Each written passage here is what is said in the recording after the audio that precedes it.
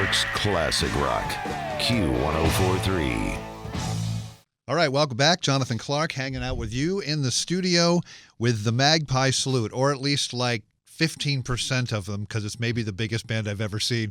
But it's fantastic. It's Rich Robinson, John Hogg, Mark Ford. Welcome, guys. How are you? Thank you. Good. Yeah. Thanks for having us. You blew the roof off Irving Plaza last night. You're going to do the same tonight. Yep. And also tomorrow night, Friday night at Borgata in Atlantic City. And I want to hold this album up. It's the self-titled debut. We got the vinyl here. So let me tell you, when I first heard this album, I put it on, forgot what track it was, totally getting into it, and I'm like rocking out. The song ends, and then literally like 5 seconds go by, and then I hear this thunderous applause. And I had no idea. I didn't even look at like if it was a live album or not. Yeah.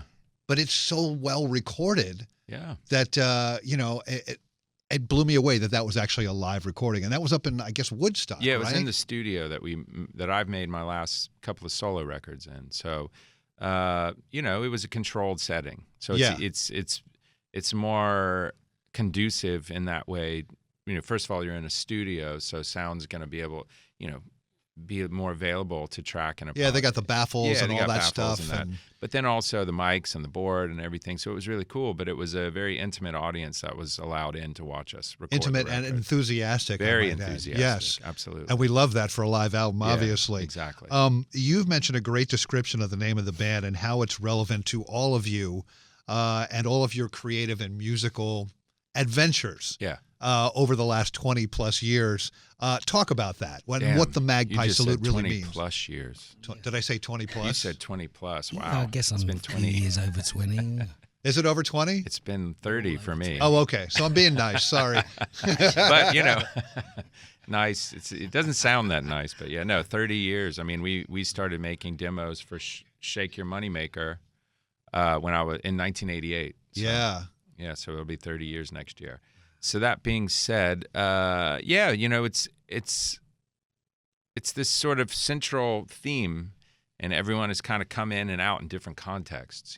This spherical world that we all live in. That Mark's was a huge part of, and then Sven and Eddie Harsh, who came in and played on the first show and actually played on the record, and then John came in a different scenario. He opened for the band, and then he and I were in a band, and then Nico came and on down the line. I mean, it's such an interesting mix of people bringing new and old and everything. Yeah, and so you have the bird, the black crow, and then you have a magpie, which is also a bird. And you said something about you should salute to ward off negativity or to have a good day. Yeah. The magpie. And the way you salute the magpie based on some traditions is to say, good morning, Captain. Yeah. The reason we salute is to show we're unarmed, or what I like to say is welcome in peace. We come in peace.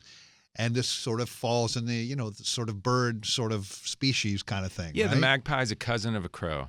But symbolically, the crow has a lot of dark and negative connotations to certain people. Magpies have a lot. They bridge more of a balance, right? So there's black and white. And I thought I like the word first of all. I was like, wow, magpie. I kind of always thought that. I had that in my head, and then also the connotation of this positivity, and that there has to be a balance. It can't be all negative. Right. It also can't be all happy. Right. It's got to be a balance of humanity and human emotions and human feelings. And then I started sort of researching it. I was like looking into this. I was like, there's something there. And when I found this, the salute, and it's funny, you talk to people in South Africa, Australia, New Zealand, even Canada and the UK, obviously. I mean, they were like, I salute the magpie every day, They do it. They're just don't do it in front of the Queen or any of those bishops or anything. You know what I mean? Yeah, exactly. So I just thought it was a cool sentiment, and "Good Morning, Captain" being a Black Crow song. I thought it was destiny. So, Rich, obviously, you and John have been in a band before. I guess it was Hookah Brown? Yeah. Okay. And then Mark, of course, with the Black Crows. But a weird thing sort of happened as I was researching like how you guys back together. It involves guitars, and it involves Hurricane Sandy. So talk about that. Well, there's an element of that. When Mark left in 06, he kind of left, his stuff was in our space, and which was in New Jersey, which was in Weehawken, yeah, right. And then a few years later, Hurricane Sandy hit and just basically flooded everything, but Mark's guitars were up high because all the touring gear was down here, and so the majority of Mark's stuff was up high, so it didn't get affected because there was 7 feet of seawater in the space. Oh my God! So most of the vaults, guitar vaults, and everything was basically destroyed. But then I moved to LA, and all the gear came with me. And when I was out there, Mark and I had a mutual acquaintance. And I was like, oh man, I'm out here. So I was going through my space. I'm like, these are Mark's guitars. You want to just give them to him? Right. And he reached out to Mark, and then my dad passed away. Mark had sent some condolences. And so it was just kind of loosely keeping in touch. Yeah. But then, as you get older and as I start seeing the world and see things, you start seeing how everyone plays a role in relationships. There's no such thing as like one guy is just horrible all the time. I mean, everyone really plays into it. And I felt like it's interesting to look at someone like Mark, where we spent so much time on a bus together, and Eddie, you live on a bus. It's a very intimate sort of setting. You wake up, you see him in the morning, you go to sleep, you see him at night. I mean, you're in this submarine together, and you share these really, I guess I go back to intimate, but sharing music together, you know what I'm saying? Like, is really deep. Right. And incredible history-making moments Absolutely. That you guys all lived through. Yeah, when we were kids. It was a hot furnace. Yeah. And extreme living conditions. And so there is a bond that is unexplainable. And in a lot of ways, we hardly knew each other. Yeah. Just how much insanity was kind of involved with it. And then, just to sort of like couple that with, the songs, which are so emotional in themselves, and playing that music, together. It's not like you're just two dudes not doing anything. It's like there's this music involved that's like really has a way of just solidifying those relationships, whether they're good or they're bad, or they get better or whatever, Well, yeah. I mean, it's probably saved most of our lives. Yeah. I'm dead or in jail if it wasn't for music. So it's almost like going into war as a group, or climbing Mount Everest. You do this thing together, and things are going to happen, but you'll never be able to take that away of what was accomplished and what that group of people went through.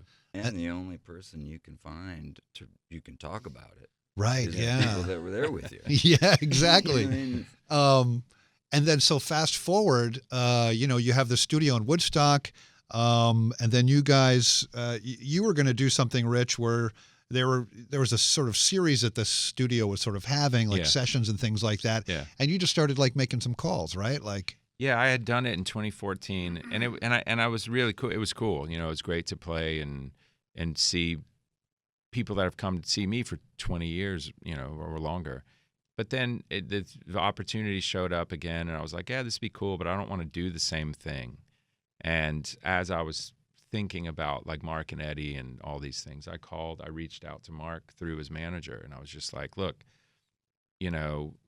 I don't know if Mark would be into this, but this is what we're thinking. Would he be up for it? And his manager got right back and said Mark would be really happy to do it. It was just like, that'd be great. And Mark and I talked about sort of the concept, like, this is what I'm thinking. I mean, I was just trying to sort of figure it out, bring in songs of maybe that Mark and I both were involved in, songs that we both admired, new songs that I wanted to hear Mark play on. I'm like, oh, this would be cool for him to play on. And those songs, some classic covers, Delaney and Bonnie. Yeah. The Pink Floyd song is amazing.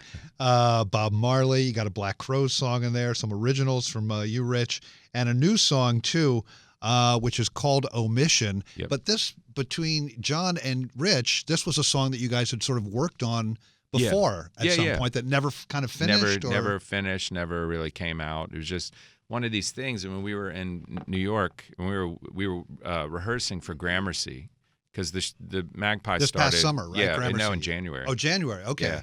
So we were rehearsing for that, and there were the 4 shows in New York that we were going to do. We kind of remember, like, it was one of those things like, oh, wow, man, we have a record. I forgot.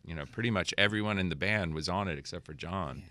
And then, so we had John sing on things and made it whole. And then I was like, while we're at it, we have this song that we had written. And he's like, Do you remember what the lyrics are? No. Have you got a version of it? No. Rich found a version somewhere. Bootleg version or something. I found a bootleg version. Oh, nice. Yeah, exactly. Was that like a thank you internet thing? It was a thank you, and it was a friend of ours who helps out the Crows and runs this website called Crow's Base. Oh, okay, yeah. And he had it. Shout out to Crow's Base. Yeah, exactly. Yeah. So Omission is the song that we're playing on this show off the new album from Magpie Salute, who are in the studio with us, playing at Irving Plaza, New York City tonight, and the Borgata and Atlantic City tomorrow night. So we got the guitars. You want to bust that one out for us? Sure.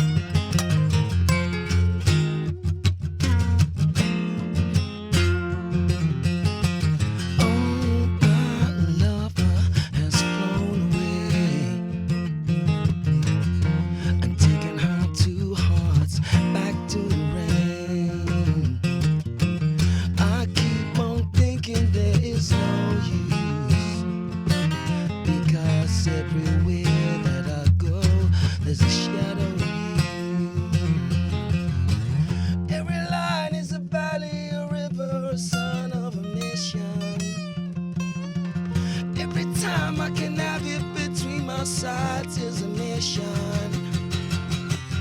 I wanna be free, wanna take or leave from a mission.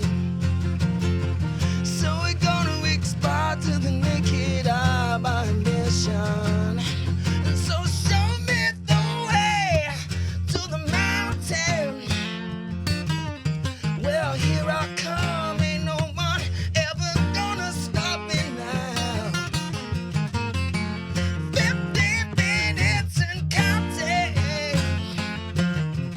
But maybe I never want to come down again.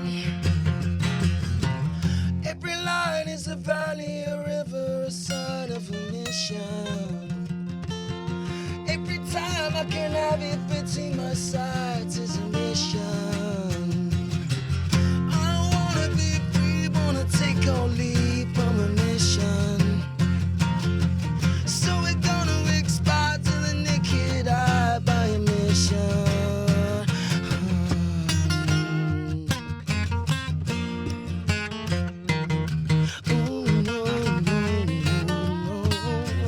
Take it out, take it out, take it out.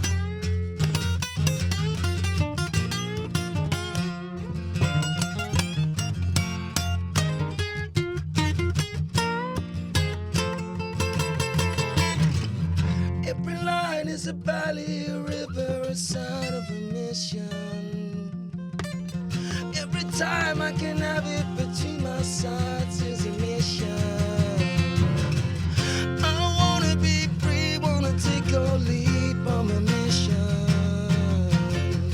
So we're gonna expire on the naked eye by a mission. Alright. Yeah. I said I wanna be free, free, free, free. Oh,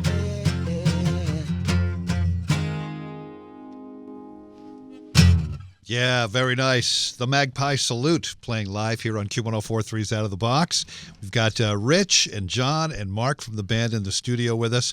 They're playing tonight at Irving Plaza in New York City and tomorrow night at the Borgata and Atlantic City. Really nice, guys. That sounded fantastic. Thank you.